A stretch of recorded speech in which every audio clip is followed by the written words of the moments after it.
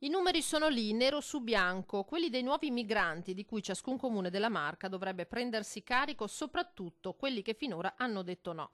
Sindaci leghisti sulle barricate dopo la pubblicazione del nuovo bando per l'accoglienza dei richiedenti asilo da parte della prefettura, che dovrebbe consentire di far fronte agli arrivi da ottobre a fine anno, ma anche di alleggerire le strutture ancora sovraffollate, dall'ex caserma Serena di Dosson all'ex Zanusso di Oderzo. 6 milioni di euro a base d'asta per gestire 1880 migranti.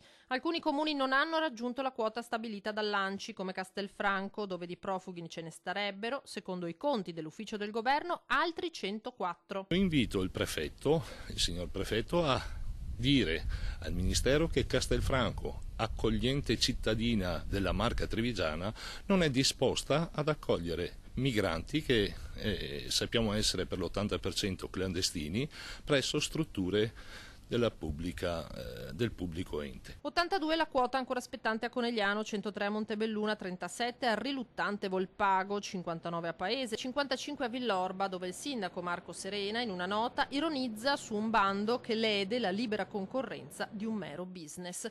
Damiane, che secondo la prefettura dovrebbe ospitarne 11, Angela Colmellere conferma al prefetto il suo no. Strutture pubbliche libere non ce ne sono e qualora ne avessi le destinerei ai miei cittadini in difficoltà, taglia corto, ma nella conta finiscono anche molti comuni di centrosinistra, da Preganziol con 38 migranti a Silea con 33. Spazi comunali, ribadisce il sindaco Cendron, non ce ne sono. Noi siamo all'interno di chi è favorevole a un'accoglienza diffusa, tuttavia non avendo strutture pubbliche da mettere a disposizione, ci siamo messi a disposizione come risorse umane e organizzative. Comune pronto ad agevolare eventuali privati che volessero accogliere i migranti, non così Castelfranco. È lo specchietto delle allodole dei 35 euro al giorno che stuzzica magari qualche privato o qualche speculatore a rendere disponibili degli spazi.